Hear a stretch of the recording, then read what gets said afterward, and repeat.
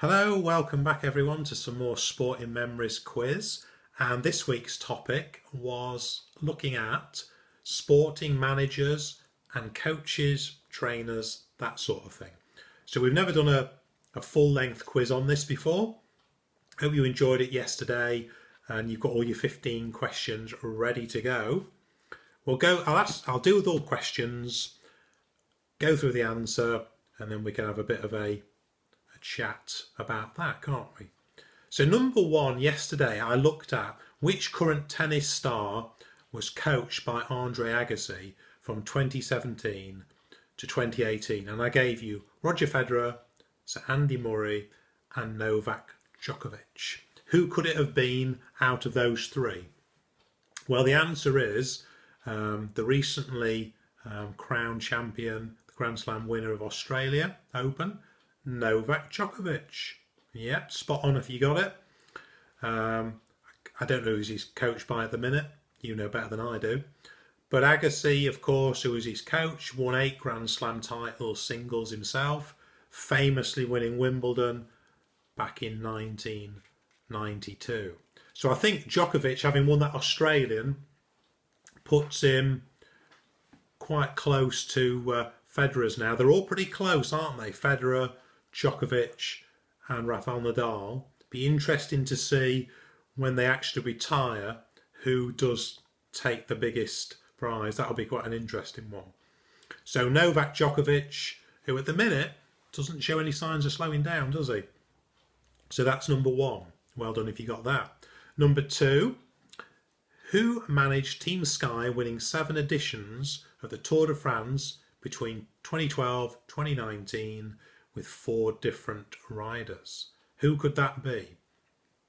Well, the answer is it's Dave Brailsford, isn't it? Yep, Dave Brailsford, who started off, made his name really with the British cycling team, more on the track, and then he got the Sky job.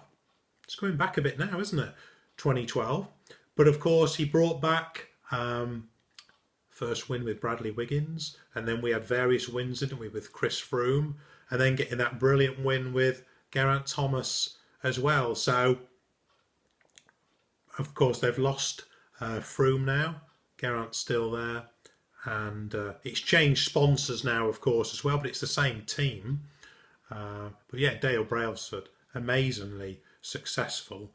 7 editions of the Tour de France. It's a bit like saying if you went to a Premier League football club of a team that's never won the first division or the Premiership title, and then you go and win 7 of them, you would have made a name for yourself, which he definitely has. So if you've got Dave Brailsford, well done on that one. Number 3, who managed England to their Rugby World Cup win in 2003? It wasn't Brian Ashton, it wasn't Stuart Lancaster, it was Sir Clive Woodward, of course. So Clive Woodward, from 1997 to 2004, when he left the job, and of course he'll always be remembered, won't he, for that amazing England win in Australia, which I'm sure a lot of you got up early to watch. It's going back a bit now as well, isn't it? 2003, 18 years ago or so. So well done on that one. Number 4 is a bit of a tricky one. We asked you, in what year did Bill Shankly make that shock announcement that he was going to retire from football, and that was him done from Liverpool as well? Well, the answer, if you ever watch the YouTube clips on this, the clue straight away is it's got to be the 70s. The way people are dressed, the cars that you see on the street, and it is indeed the 70s, and it's as far back as 1974. Yep, 12th of July 1974. Only, well, practically weeks really after they won the FA Cup. He'd managed Liverpool for 15 years. He felt his time was done. He wasn't particularly old. He was 61 when he retired, which in the modern game definitely isn't really that old at all, is it? And people forget that he did manage a few other clubs, including Grimsby Town from 1951 to 1954. But of course, all Liverpool fans will always see him as kind of like the building of that legacy, really, didn't he? Going on to the great wins of Liverpool in the future. And the fans at the time, I suppose, if they'd realised who was coming next, which was Bob Paisley, I think they would have got over it a lot quicker. Of course, we had Bob, didn't we? Kenny Dalglish, and then huge success through both of those. As a player, a lot of you might not realise he played for Preston North End. And just to add one last comment in there, one of our chaps, when we were talking about this the other day, came out as a young, because I think he's 86 or 87, so he remembered going to Sheffield United, near where he used to live. He'd only been 14, 15, something like that, but he remembers watching Bill Shankly playing for Preston North End, which is like, wow, that's an incredible memory, isn't it? Most people can't even remember Bill managing, never mind playing. So amazing if you got that one right, 1974. You either remember it well, you're a Liverpool fan, or you were there. So good one there. Number 5. Who is the team principal of the Red Bull Racing Formula One team, a position he's held since 2005? And this is, of course, Christian Horner. Christian Horner, he started as a racing driver, switched to become head of International Formula 3000 team, Arden. He's won 8 world titles, 4 constructors and 4 drivers. Of course, thinking about Sebastian Vettel with the Red Bull wins. And yeah, pretty successful, isn't he? So that's Christian Horner. Definitely well done if you got that one. Number 6. So this one's going back in time again. Which horse trainer led steeplechaser Red Rum to 3 Grand National victories in the 70s and another victory with another horse in 2004? It was Ginger McCain. Do you remember that name? Ginger McCain? Ring any bells? His real name was Donald Ginger McCain. And his other win was Amberley House, 2004. Do you remember Amberley House? Yeah. Ginger passed away a few years ago now. I think he's in his early 80s. But obviously forever linked with Red Rum. Amazing. And think about how far apart, I think it's 30-something years, his first win with Red Rum and his last win with Amberley House. I think it's about 30 years apart, which is, wow, that's got to be incredible as well. So well done on that. Number 7, back to boxing. Which boxing manager promoter managed Lennox Lewis to the undisputed heavyweight championship of the world? And we gave you Mickey Duff, Frank Warren, Frank Maloney.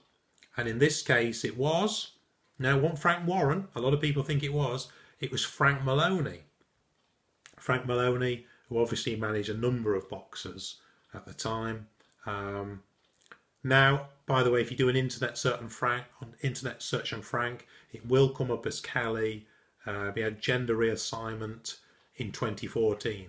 So a lot of people aren't aware of that, but that's the case as well. Just so you realise that. So that's Frank Maloney, now known as Kelly Maloney. So definitely well done if you got that one. Number 8. Maybe this one's quite nostalgic to some of you. Which athletics coach and later TV presenter coached Lynn Davis to long jump gold in 1964? I gave you Stuart Story, David Moorecroft, Ron Pickering. Well, it wasn't Stuart Story. I believe in his day he was a hurdler.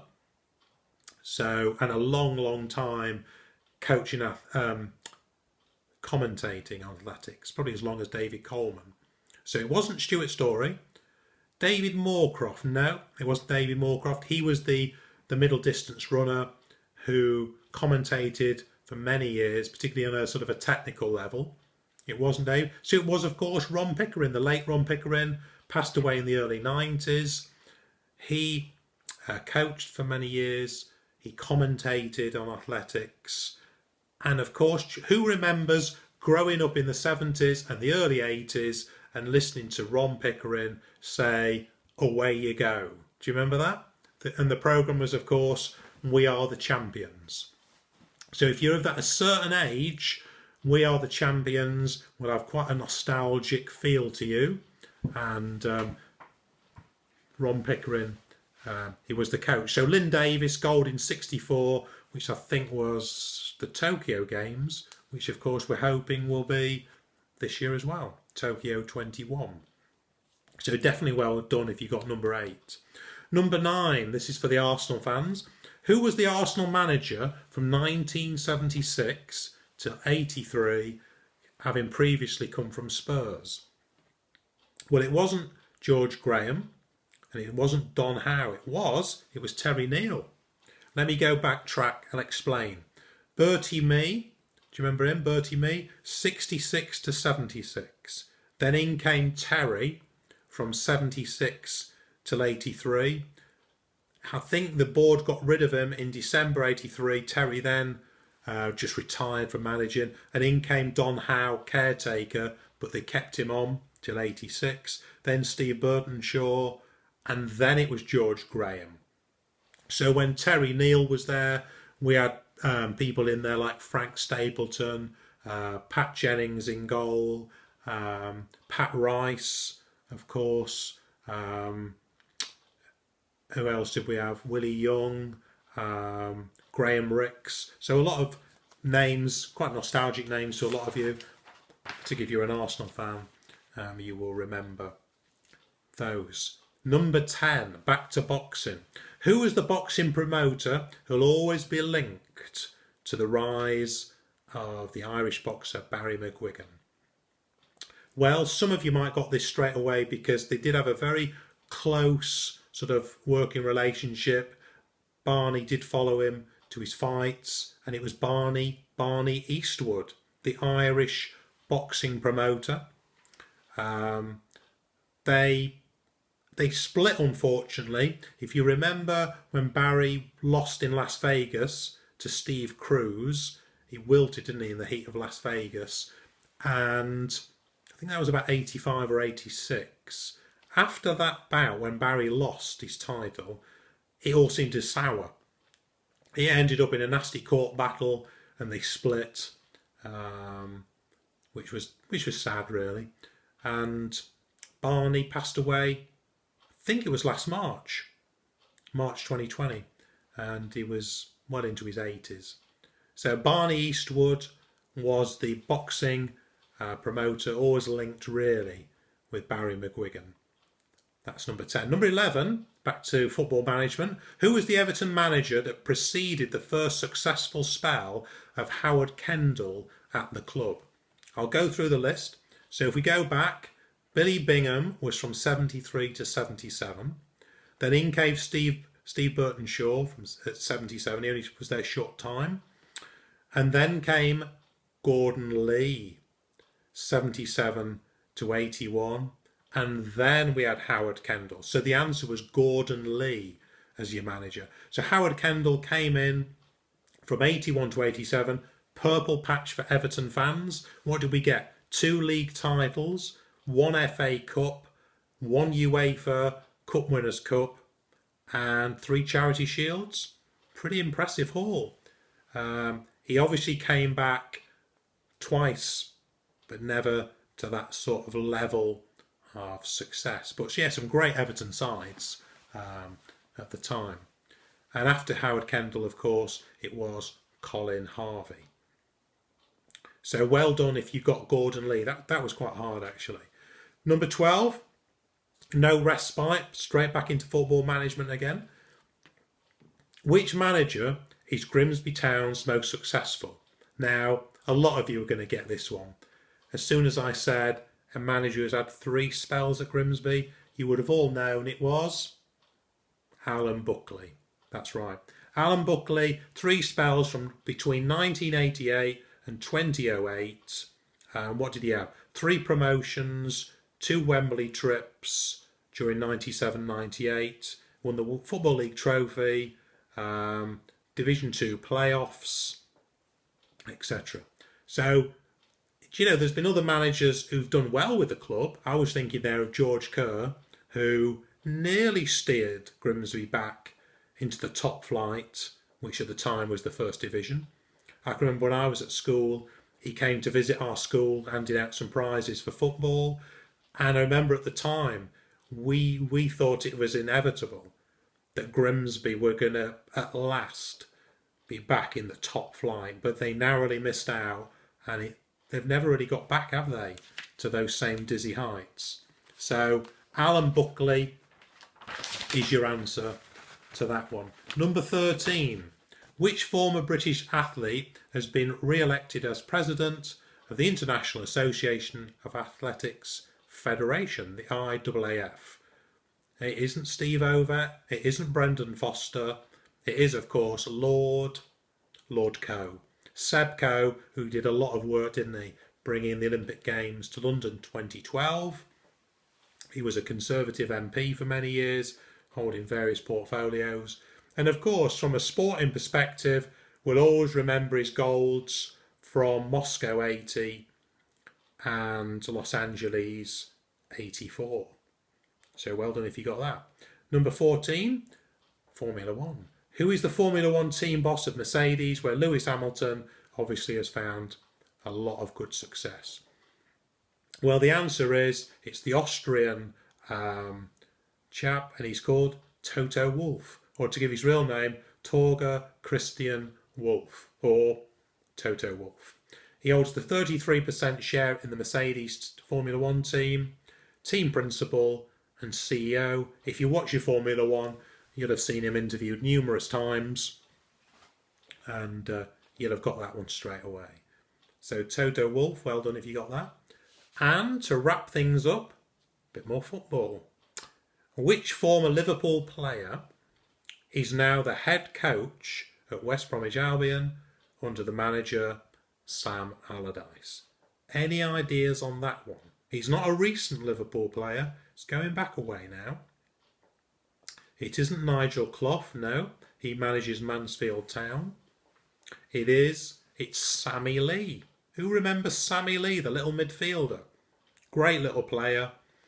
Liverpool from 76 to 86. And stayed with the club under Graham Souness. He started doing his coaching, and then the managers that came after Graham, Roy Evans and others, kept him on. Gerard Houllier, that's what I was trying to remember, kept him on. He left Liverpool.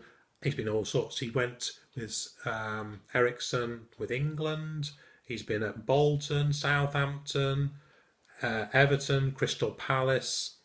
Probably the most qualified football coach who's played for Liverpool, and now, of course, at West Brom. And also, very well endeared by the Liverpool fans. Under the 100 players that shook the cop that Liverpool fans answer questions on, Sammy comes in at number 47, which that's pretty impressive. So, great little player for Liverpool. Played alongside the likes of Dalglish, Rushy, McDermott, all those sort of names. So that's your 15 questions. I hope you've enjoyed it. I hope you got a few of them right.